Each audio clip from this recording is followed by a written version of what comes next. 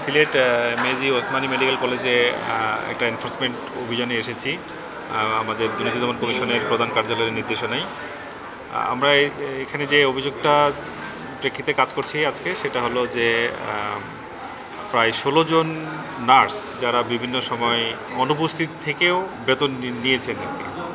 এটা প্রায় 20 লক্ষ টাকার মতো আমরা এখন পর্যন্ত পেয়েছি।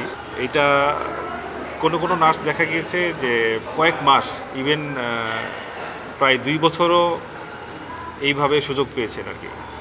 তো অধিকাংশ ক্ষেত্রেই তাদের মানে ছুটি নেওয়ার কোনো অনুমতি ছিল না। তো এই কারণে আমরা যেটা কাগজপত্র দেখলাম, এখানে যারা সেবা তত্ত্বাবধায়ক আছেন, সহকারী পরিচালক উপপরিচালক আছেন, হাসপাতালের পরিচালক মহোদয়ের সাথে আমরা কথা বলেছি। তো দেখা যাচ্ছে যে তারা যে অনুপস্থিত ছিলেন বেশিরভাগ ক্ষেত্রেই তাদের অনুমতি ছিল না। অনুমতি ছাড়াই অনুপস্থিত থেকেও তারা এই মানে বেতন তারা সাবমিট করেছেন অনলাইনে। এবং এই হসপিটালেরই যারা এই বিষয়ে দায়িত্বশীল, যারা অ্যাকাউন্টস অফিস থেকে এই বেতনটা মানে পাওয়ার ব্যবস্থা করবেন, তারাও এই সুযোগটা তাদেরকে দিয়েছেন। তো যে অভিযোগে আমরা এখানে এসেছি সেটা এখন পর্যন্ত কাগজপত্রে আমরা প্রমাণ পেয়েছি।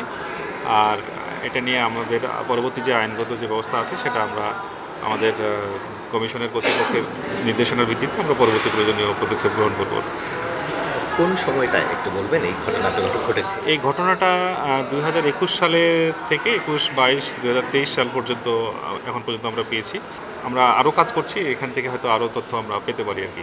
হাজিরার খাতাটা যারা মেনটেন করতেন কিংবা ডিজিটাল যে হাজিরার যে পদ্ধতিটা আছে এটা যারা মেনটেন করতেন কিভাবে করতেন, সেক্ষেত্রে তারা এই ধরনের জালিয়াতি করে এতটা দিন কিভাবে তারা পার পেয়ে গেল? এইটা আমরা এখন পর্যন্ত যেগুলো কাগজ পেয়েছি তাতে অনুপস্থিত ছিলেন, সেটাও যারা দায়িত্বশীল ছিলেন, নার্স সুপারভাইজার যারা ছিলেন তারা এটা রিপোর্ট করেছেন। হ্যাঁ, কিন্তু এক্ষেত্রে যারা বেতন ফরওয়ার্ড করা বা বেতনটাকে প্রসেস করার জন্য যারা দায়িত্বশীল, তারা এই সুযোগটা সৃষ্টি করেছে আর কি। তার মানে বিষয়টা কি এরকম যে যারা সুপারভাইজ করে উপস্থিতির বিষয়টা, তারা ঠিকই তারা প্রথম দিন থেকেই তারা বিষয়টি উল্লেখ করেছেন, কিন্তু যারা বেতন আমরা যা পাচ্ছি তাতে বেশিরভাগ ক্ষেত্রে আমরা রিপোর্টটা দেখতে পেয়েছি আর কি। তারা যে রিপোর্টিং করেছেন অনুপস্থিতির বিষয়টা রোস্টারিং করতে হয় এবং যারা অ্যাবসেন্ট থাকেন সেটা ঊর্ধ্বতন কর্তৃপক্ষকে জানাতে হয়। তারা তাদের দায়িত্বটা পালন করেছেন বলেই আমাদের কাছে মনে হচ্ছে।